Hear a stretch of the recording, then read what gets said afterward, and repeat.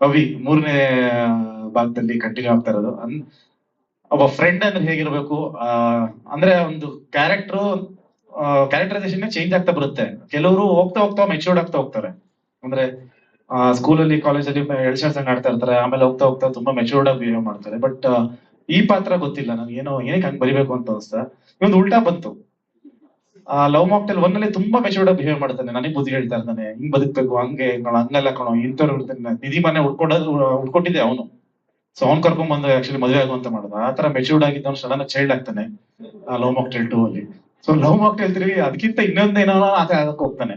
So ಅದನ್ನೆಲ್ಲ ನೀವು ನೋಡ್ಬೋದು ತೆರೆ ಮೇಲೆ. ಅದೊಂದು ಅದ್ಭುತವಾದ ಕಾಂಬಿನೇಷನ್ ಜಗ್ಗ ಮತ್ತು ಅಭಿದು. ಬಹಳ ಎಂಟರ್ಟೈನಿಂಗ್ ಇರುತ್ತೆ ನಿಮ್ಗೆ. ಅಂಡ್ ಲವ್ ಮಾಕ್ಟೇಲ್ 3ಗೆ ಏನ್ ನಾವು ಕ್ಯಾಸ್ಟ್ ನೀವು ನೋಡ್ಕೊಂಡ್ ಬಂದ್ರಿ, ತುಂಬಾ ತಲೆ ಕೆಡಿಸ್ಕೊಂಡು ಅಂದ್ರೆ ಸಾಕಷ್ಟು ಹೊಸ ಹೊಸ ಪಾತ್ರಗಳು ಬರ್ತಾ ಇದೆ.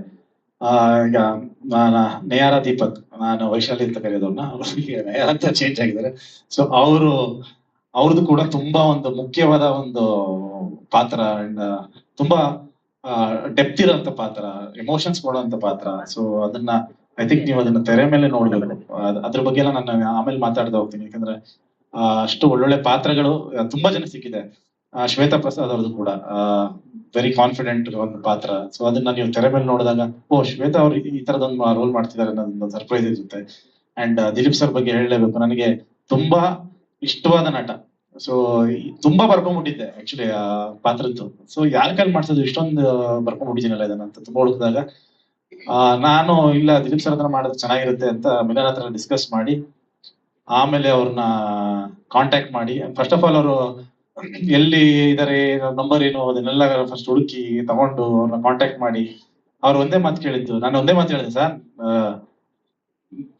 ನನ್ ಕಥೆನೇ ಹೇಳದ್ ಬೇಕಾಗಿಲ್ಲ, ನೀವು ಬ್ಲೈಂಡೇ ಬಂದ್ ಮಾಡಿ, ನಿಮ್ಗೊಂದು ತುಂಬಾ ದೊಡ್ಡ ಅಂದ್ರೆ ಸಖತ್ತಾಗಿರುತ್ತೆ ಕ್ಯಾರೆಕ್ಟರ್ ನಿಮ್ಗೆ, ನೀವೇ ಖುಷಿ ಆಗ್ಬಿಡ್ತೀರಾ ಅಂತ. ಆಮೇಲೆ ಅಷ್ಟು ಅಂದ್ರೆ ನಾವು ಆಕ್ಚುಲಿ ಇನ್ನು ಕತೆ ಕೇಳಕ್ಕಿಂತ ಮುಂಚೆನೆ ಓಕೆ ಆಗೋಗಿತ್ತು. ಸೊ ಅದಾದ್ಮೇಲೆ ಅವ್ರಿಗೆ ಎಕ್ಸ್ಪ್ಲೈನ್ ಮಾಡಿ, ಅವರು ಬಹುಶಃ ಅವ್ರನ್ನ ಯಾರು ರಿಹರ್ಸಲ್ಗೆ ಕರೆದಿರೋದು ನಾನು ಎಲ್ಲೂ ನೋಡಿಲ್ಲ ಅನ್ಸುತ್ತೆ. ನಾನು ಸರ್ ರಿಹರ್ಸಲ್ ಎಲ್ಲ ಮಾಡೋಣ ಅಂತ ರಿಹರ್ಸಲ್ ಎಲ್ಲ ಕರೆದು, ಯಾಕಂದ್ರೆ ನಾವು ಆತರ ಕೆಲಸ ಮಾಡೋ ಅಭ್ಯಾಸ. ಹಾಗಾಗಿ ಪಾರ್ಟ್ 1 ಆಗ್ಬೋದು, ಪಾರ್ಟ್ 2 ಆಗ್ಬೋದು, ಎಲ್ಲ ಹೊಸ ಹೊಸ ಕಲಾವಿದರು ಇದ್ದಾರೆ. ಯಾರು ಲೈಕ್ ಇವ್ರ ತರ ಎಕ್ಸ್ಪೀರಿಯನ್ಸ್ ಆಕ್ಟರ್ಸ್ ಗಳನ್ನ ಜೊತೆ ಕೆಲಸನೇ ಮಾಡಿರಲಿಲ್ಲ. ಸೊ ಫಸ್ಟ್ ಟೈಮ್ ನಾವು ಈಗ ಶ್ವೇತಾ ಅವ್ರ ಜೊತೆ ಆಗ್ಬೋದು, ಅಥವಾ ದಿಲೀಪ್ ಸರ್ ಜೊತೆ ಆಗ್ಬೋದು, ಅಥವಾ ನೇಹಾರ ಜೊತೆ ಆಗ್ಬೋದು, ಸೊ ಒಂದು ಎಕ್ಸ್ಪೀರಿಯನ್ಸ್ ಇರೋಂತ ಆರ್ಟಿಸ್ಟ್ ಜೊತೆ ಮಾಡಿದ್ದು. ಅಂಡ್ ಬಟ್ ಸ್ಟಿಲ್ ಪಾಪ ಬಂದು ಇಬ್ರು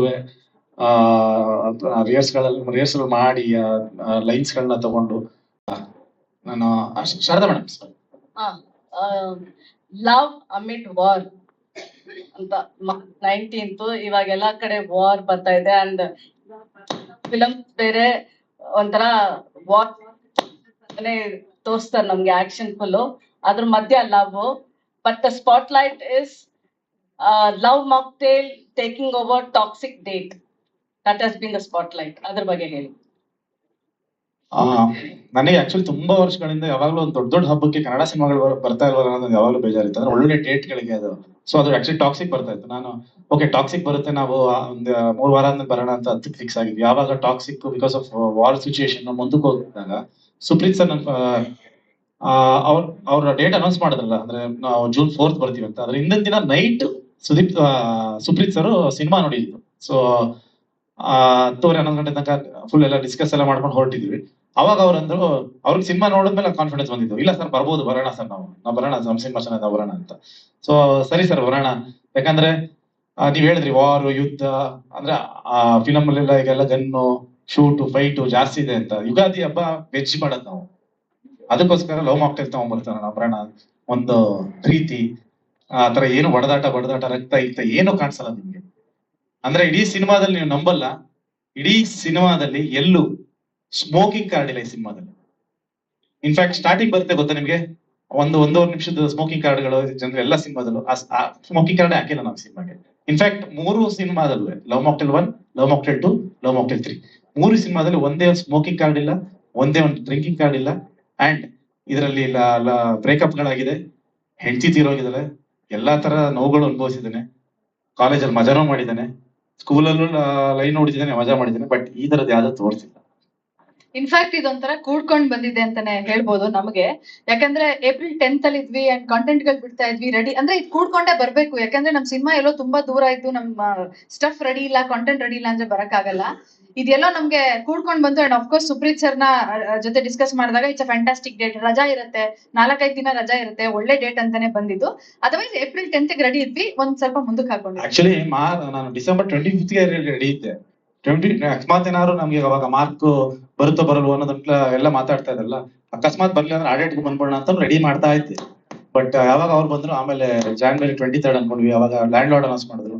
ಸೊ ನನಗೇನಂದ್ರೆ ಕನ್ನಡ ಸಿನಿಮಾ ಜೊತೆ ಕ್ಲಾಶ್ ಆಗೋದ್ ಬೇಡ, ಒಂದು ಸೋಲೋ ಕನ್ನಡ ರಿಲೀಸ್ ಆಗ್ಬೇಕು ಅನ್ನೋದೊಂದು ಪ್ಲಾನ್ ಇತ್ತು. Yeah good. In one way ಏನಂದ್ರೆ ಖುಷಿ ಆಗ್ತಾ ಇರೋದು ಅಂದ್ರೆ ನಮ್ KVN ಪ್ರೊಡಕ್ಷನ್ ಇದು ಡಿಸ್ಟ್ರಿಬ್ಯೂಟ್ ಮಾಡ್ತಾ ಇದಾರೆ ಅಂತ. Because all over India, like it's a name running all over India for various reasons, but still it's making its presence in Karnataka with distributing Love Mocktail ಅಂತ ಹೇಳಿ. Thank you Suprith sir. That's what we wanted to tell you, Supreet, that you are there. KVN is here. Okay. Okay. ಅಂದ್ರೆ ನನ್ಗೆ ಇನ್ನೊಂದು ಖುಷಿ ವಿಚಾರ. Okay, ಒಂದು ನಾವೇನೋ ಮಾಡ್ಕೊಂಡಿದೀವಿ ಅಂತ ಒಂದು ನಂಬಿಕೆಯಲ್ಲಿ ಫಿಲ್ಮ್ ಸ್ಟಾರ್ಟ್ ಮಾಡ್ಬೇಕು ಅಂತ ಇದ್ದಾಗ ಫಸ್ಟ್ ಶ್ರೀ ಸರ್ನ ಕರೆದ್ವಿ. ಸರ್ ಹಿಂಗೆ ಶೂಟ್ ಮಾಡೋಣ, ಯಾಕಂದ್ರೆ ರೆಡಿ ಆಗಿ ಕತೆ ಹೆಂಗಿದೆ ಅಂದ್ಬಿಟ್ಟು ಆಮೇಲೆ ಶೂಟಿಂಗ್ ಹೋಗ್ಲಿಲ್ಲ. ಸರ್ ಶೂಟಿಂಗ್ ಪ್ಲಾನ್ ಮಾಡ್ಕೊಂಡಿದೀನಿ ಬನ್ನಿ ಅಂತ. ಯಾವ್ದ್ರದ್ದು ಅಂದ್ರು, ಇದೆ ಸರ್ ಲವ್ ಮಾಕ್ಟೇಲ್ 3 ಇದು. ಹೌದಾ, ಕತೆ ಏನಾಗೋಯ್ತಾ? ಮತ್ ಕತೆ ಹೇಳಿ ಅಂದ್ರು. ಇಲ್ಲ, ಫಸ್ಟ್ ಒಂದ್ ಶೂಟ್ ಮಾಡೋಣ ಒಂದಿನ, ಅದ್ರದ್ದು ಹೇಳ್ತೀನಿ ಆಮೇಲೆ ಕತೆ ಹೇಳ್ತೀನಿ ಅಂತ. ಸೊ ಫಸ್ಟ್ ಒಂದು ಅದನ್ನ ಶೂಟ್ ಮಾಡಿ ಅದಾದ್ಮೇಲೆ ನೆಕ್ಸ್ಟ್ ಕಂಟಿನ್ಯೂಸ್ ಆಗಿ ನಾವು ಶೂಟ್ ಮಾಡ್ಕೊಂಡು ಹೋಗಿದ್ವಿ. ಅವ್ರಿಗೆ ಏನಂದ್ರೆ ಫಸ್ಟ್ ಭಯ, ಏನ್ ಮಾಡ್ಬಿಟ್ಟಿರ್ತೀರ ಅಂತ. ಫಸ್ಟ್ ಹಿಂಗೆ ಕತೆ ಕೇಳಿದ್ರು ಅಂದ್ರೆ ಫುಲ್ ಹಿಂಗೆ ಇದ್ರು. ಅದಾದ್ಮೇಲೆ ಕತೆ ಎಲ್ಲ ಹೇಳಿದ್ಮೇಲೆ ವಾಹ್ ಇದು ಅಬ್ಬಾ ಇದ್ಯಾಕೆ ಸರ್ ಹಿಂಗಂತ ಇದೀರಾ ಅಂತ. ಇಲ್ಲ, ಟೆನ್ಷನ್ ಆಗ್ಬಿಟ್ಟಿದೆ. ಯಾಕೆ? ಇಲ್ಲ, ಏನೇನೋ ಮಾಡ್ಬಿಟ್ಟಿದ್ರೆ ನೀವು. ಸರ್ ಏನೇನೋ ಯಾಕೆ ಸರ್ ಮಾಡ್ತೀವಿ, ಪಿಕ್ಚರ್ ಚೆನ್ನಾಗಿ ಮಾಡ್ಬೇಕು ಅಂತ ಮಾಡಿದ್ರು. ಇಲ್ಲ, ಭಯ ಇತ್ತು ಅಂದ್ರು. ಸೊ ಅದೇ ಭಯ ಆಕ್ಚುಲಿ ತುಂಬಾ ಜನಕ್ಕಿತ್ತು. ಅಂದ್ರೆ ಯಾಕಂದ್ರೆ ಪಾರ್ಟ್ 1 ತುಂಬಾ ಇಷ್ಟಪಟ್ಟಿರ್ತಾರೆ. ಸೊ ಪಾರ್ಟ್ 2 ಮಾಡಿದಾಗ್ಲೇನೆ ಹಾಳು ಮಾಡ್ಬಿಟ್ರೆ ಅನ್ನೋದೊಂದು ಇರುತ್ತೆ. ಸೊ ಪಾರ್ಟ್ 3 ಅಂತ ಮಾಡ್ತಿದೀವಿ ಅಂದಾಗ ಇನ್ನು ಮತ್ತೆ ಹಾಳು ಮಾಡ್ಬಿಟ್ರೆ ಅನ್ನೋದೊಂದು ಟೆನ್ಷನ್ ಆ ಫ್ರಾಂಚೈಸಿನ ಯಾರು ಇಷ್ಟಪಟ್ಟಿರೋದೆಲ್ಲ ಎಲ್ಲರಿಗೂ ಇರುತ್ತೆ. ಸೊ ಬಟ್ ಬಹಳ ಜವಾಬ್ದಾರಿಯಿಂದ, ಬಹಳ ಪ್ರೀತಿಯಿಂದ, ತುಂಬಾ ತಲೆ ಕೆಡ್ಸ್ಕೊಂಡು ತುಂಬಾ ಅದ್ಭುತವಾಗಿ ಬಂದಿದೆ. ಫೈನಲ್ ಏನು ಔಟ್ಪುಟ್ ಇದೆಯಲ್ಲ, ತುಂಬಾ ಅದ್ಭುತವಾಗಿ ಬಂದಿದೆ. ನನಗೆ ಐ ಥಿಂಕ್ ತುಂಬಾ ಸ್ಯಾಟಿಸ್ಫೈ ಆಗಿದೆ.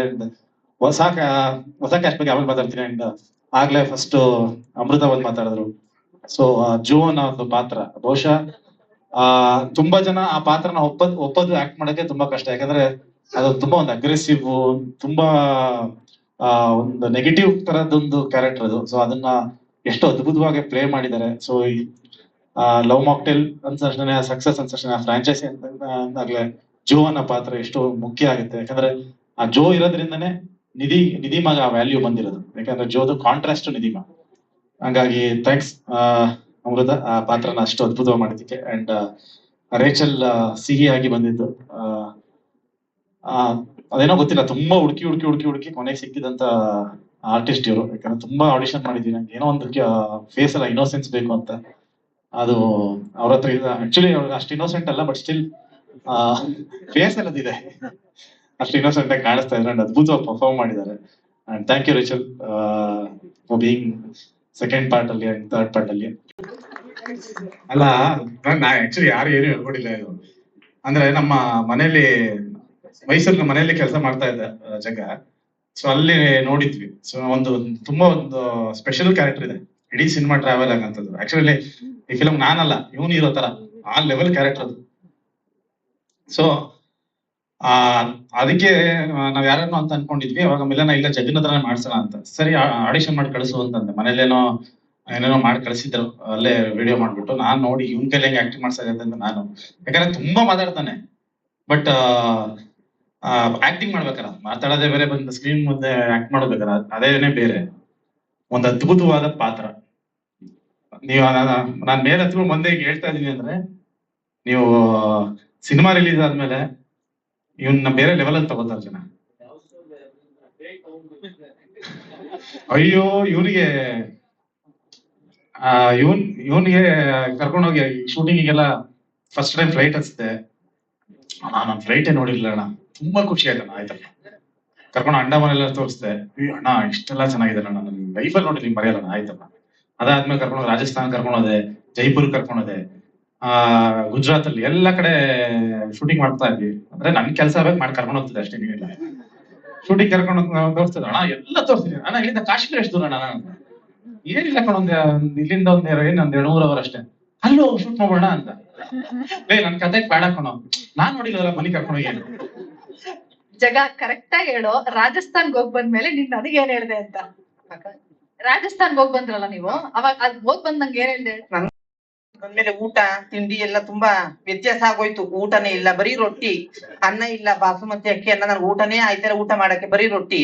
ಇಲ್ಲಿಗ್ ಬಂದ ತಕ್ಷಣ ಬೆಂಗಳೂರಲ್ಲಿ ಬೆಳಗ್ಗೆ ಎದ್ದು ಒಂದ್ ದೊಡ್ಡ ಗ್ಲಾಸ್ ಟೀ ಕಾಯ್ಸ ಕುಡ್ಕೊಂಡು, ಅಕ್ಕ ನನ್ಗೆ ಈಗ ಸಮಾಧಾನ ಆಯ್ತು, ನಾನು ಹೊರಡ್ತೀನಿ ಊರ್ಗೆ ಅಂದ್ಬಿಟ್ಟು ಹೊರಟ್ಬಿಟ್ಟೆ. ಆದ್ರೂ ರಾಜಸ್ಥಾನದೆಲ್ಲ ನಮ್ಗೆ ಇವ್ರೆಲ್ಲ ತೋರ್ಸಿದ್ರು, ಅದನ್ನ ಮೊಬೈಲ್ ಅಲ್ಲಿ ವಿಡಿಯೋಗಳೆಲ್ಲ ಇಟ್ಕೊಂಡಿದೀನಿ. ಯಾವಾಗ್ಲೂ ನೋಡ್ಕೊಂಡು ಜ್ಞಾಪಿಸ್ಕೊತಾ ಇರ್ತೀನಿ. ಇನ್ನೊಂದ್ಸರಿ ಯಾವಾಗಾದ್ರೂ ಅಲ್ಲಿ ಹೋಗ್ಬೇಕಲ್ಲ, ಕೆಲ್ಸಕ್ಕೆ ಅಂತ ಹೋಗಿದ್ದು, ಕೆಲ್ಸ ಮುಗಿಸ್ಕೊಂಡ್ ಬಂದ್ವಿ, ಯಾವಾಗಾದ್ರೂ 2 ದಿನ ಇದ್ದು ಬರಕ್ ಹೋಗ್ಬೇಕಲ್ಲ. ಯಾಕೆ ನಾವ್ ಹಳ್ಳಿಯವರು, ಹಳ್ಳಿಲಿ ನಮ್ ಜೀವನ ಎಲ್ಲ ಕಳೆದೋಯ್ತು ಅನ್ಕೊಂಡಿದ್ದೆ. ಅದನ್ನ ಕೃಷ್ಣ ಸರ್ ಕಳೆದೋಗಲ್ಲ, ನೀವ್ ಇನ್ನು ಮುಂದೆ ಹೋಗ್ಬೋದು ಅಂತ ತೋರ್ಸಿದಾರೆ. ಅವ್ರನ್ನ ನಾನು ಯಾವತ್ತೂ ಮರೆಯಲ್ಲ. ಥ್ಯಾಂಕ್ಸ್ ಕಣ. ನನಗೆ ಹೇಳಿದ್ದೆ ಏನಂದ್ರೆ, ಅಲ್ಲಿ ಟೀ ಸಿಗ್ಲಿಲ್ಲ, ನನ್ ಜೀವನದಲ್ಲಿ ಹೋಗಲ್ಲ ಅಂತ. ಇವಾಗ ಯಾವಾಗ ಕಾಶ್ಮೀರ್ ಕರ್ಕೊಂಡ್ ಹೋಗ್ತಿದ್ದೀರಾ, ನೇಪಾಳ ಕರ್ಕೊಂಡ್ ಹೋಗ್ತಾ ಇದ್ದೀರಾ? ಇಲ್ಲ, ಆಮೇಲೆ ಇನ್ನೊಂದ್ ಯಾವ್ದೋ ಒಂದು ಸಾಂಗ್ ಯಾವ್ದೋ ನಾವೇನೋ ಫಾರಿನ್ ಎಲ್ಲ ಶೂಟ್ ಮಾಡ್ಬೇಕಿತ್ತಲ್ಲ, ಅದು ನಾನಿಲ್ವಣ ಅಂತ. ಇಲ್ಲ ಕಣ, ನನಗೂ ಬರ್ದ್ಬಿಟ್ಟು ನನ್ನ ಕರ್ಕೊಂಡೋಗಿ ಅಂತ. ಮೊದ್ಲೇ ನಮ್ಗ ದಿಲೀಪ್ ಸರ್, ಶಶಾಂಕ್ ಸರ್ ಹೇಳ್ದಂಗೆ ನಾನು ತುಂಬಾ ಇಂಟೆಲಿಜೆಂಟ್ ಆಗಿ ಸಿನಿಮಾ ಮಾಡೋನು, ಸುಮ್ನೆ ಎಲ್ಲ ಕರ್ಕೊಂಡು ಹೋಗಲ್ಲ. ನೆಕ್ಸ್ಟ್ ನೀವ್ ಮಾಡಿದಾಗ ಸರ್ ಲೊಕೇಶನ್ ಇದನ್ನ ಆಯ್ಕೆ ಮಾಡ್ಕೊಳ್ಳಿ ಅಲ್ವಾ? ಅದ್ಭುತವಾಗಿ ಆಕ್ಟ್ ಮಾಡಿದಾನೆ ಸಿನಿಮಾದಲ್ಲಿ. ಇನ್ಫ್ಯಾಕ್ಟ್ ಯಾರ್ಯಾರು ಸಿನಿಮಾ ನೋಡಿದ್ರು, ಯಾರಿಗೂ ನೀವು ಎಲ್ಲಿ ತಿಳ್ಕೊಂಬೋದ್ರಿ ಅಂದ್ರು.